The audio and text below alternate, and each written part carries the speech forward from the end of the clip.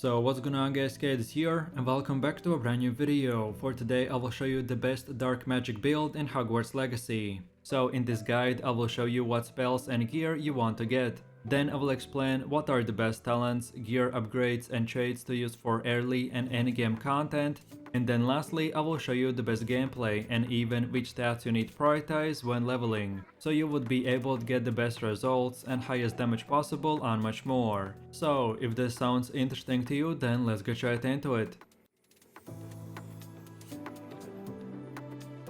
So then moving over to the build, and this whole setup is made by using all three forbidden curses called Crucio, Imperio and of course Avada Kedavra. This build's main objective is to buff up your curse effects, so then we can constantly curse enemies and deal as much damage as possible. So that's why we will be using the talents like the First Blood, to make one of our curse spells hit and curse all enemies in AoE range, and then we will be using other talents and traits, like the Enduring Curse and Curse Sapper, so we could extend the duration of our spells, and then after each elimination we will get health per kill and much more. I like to call this setup as the Dark Wizard build, because our main damage will come from the forbidden spells and other bonuses that will buff our ability to use dark magic. So if you're looking for the highest damage build in the game, then this is the one for you. So then with that said, let's move over to the talents. And as you get one talent per each level, so expect to max most of your talent tree to more than 50%. But for the first 10 to 15 levels, each point matters. So then first of all, we want to spend 3 points in the core category.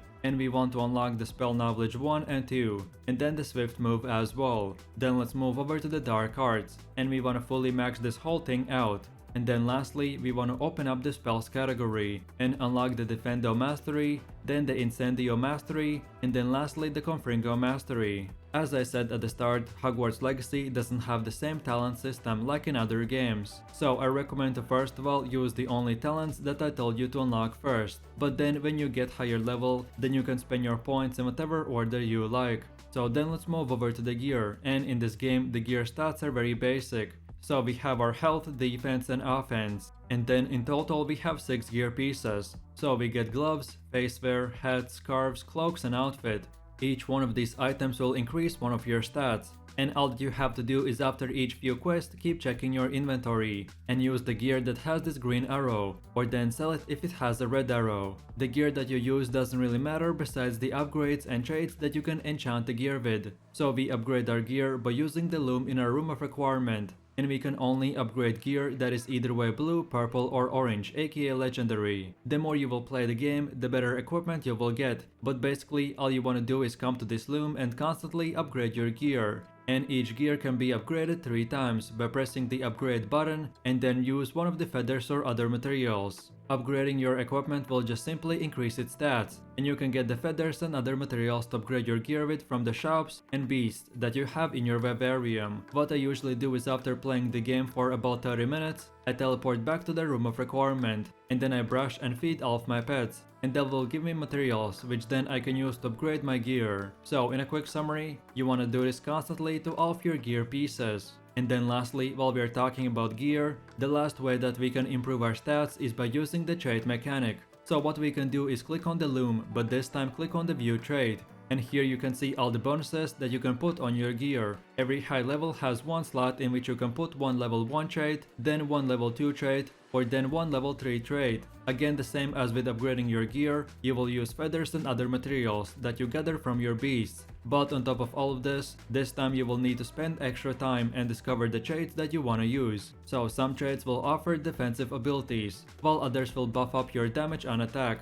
You can obtain traits by collecting the trait recipes from the bandit camps. You have to look for this camp icon in the world to find one. So then with that said, when you start getting your traits on your gear, you only want to use the unforgivable trait on all 6 gear pieces, because they can stack and this one trait will increase our damage by huge amounts. And of course you will start with level 1 traits, but the more you will play, the better traits you will unlock. So then at the end you will want all of your gear with the traits that I previously mentioned, but all at level 3.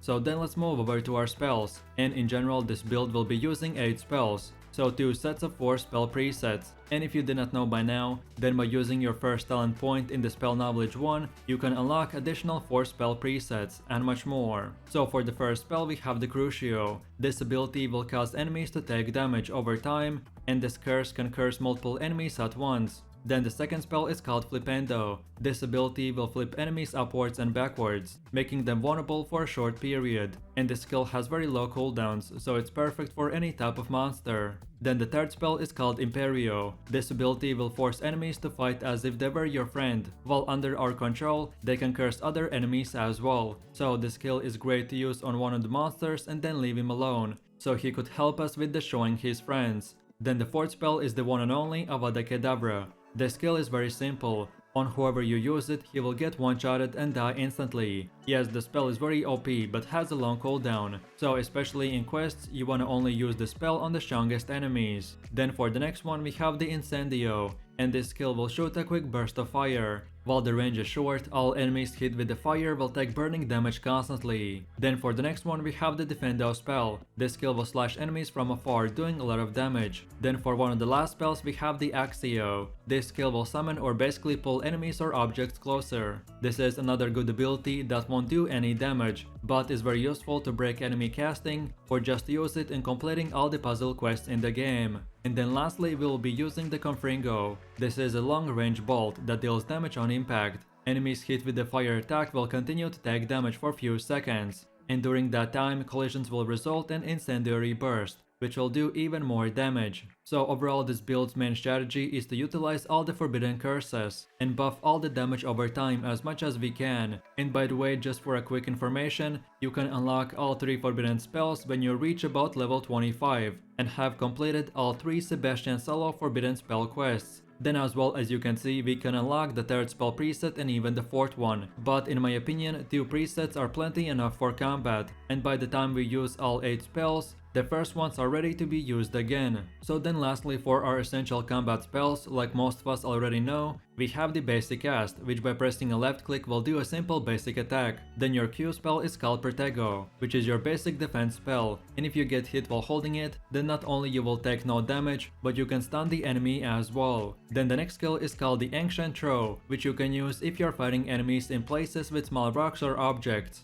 Well, this will allow you to throw these rocks and objects at your target. And then our last combat essential spell is called the Ancient Magic, which is basically like your ultimate ability. So by eliminating monsters you can collect their essence, which then if this bar reaches full, then you can press your X on enemies and do your ultimate ability, which will do very high damage. So then with all of this said, let's move over to the gameplay where I will show you the best spell rotation. So most of the spells are very self-explanatory, but just in case, here's the spell combos and rotations that you wanna use. So we wanna start the fight with the Flipendo spell, then afterwards we use the Crucio, and then we can finish the enemy with the Defendo or Confringo. Then another combo is to first of all on the strongest enemy use the Imperio spell, which will make him attack his friend. So then on the other enemies we can use Axio and then finish it off with the Incendio. And then lastly, of course, on whoever enemy you want to just one shot, then use the Avada Kedavra, and that's it. What I usually do is combine all of these 3 combos in one rotation. So I usually use the Imperio on one random enemy, and then switch to the next one, and then use Flipendo, then Crucio, then Incendio, then Axio, and then finish it off with the Defendo or Confringo. And then lastly, I always save my Avada Kedavra spell for elite monsters. But if I know that I won't be fighting any hard enemies, then I just simply find a random enemy with full HP, and then just one-shot him to make the spell go back on the cooldown. And of course, by default you want to keep on using the dodge or Q to escape enemy attacks, and then as well keep on left clicking for basic attacks, and that's about it. So with that said, I really do appreciate everyone for watching guys, and I hope you enjoyed it. If you have any suggestions, feedback or other good Hogwarts Legacy guides that you would like to see in the next video, then feel free to leave your comments in the comment section down below. And while you're doing that, please click like, subscribe and enable that notification bell, so this way you could support the channel and you won't miss any more amazing content from me. With all this said, you have an amazing day and I will see you in my next video, so take it easy, peace.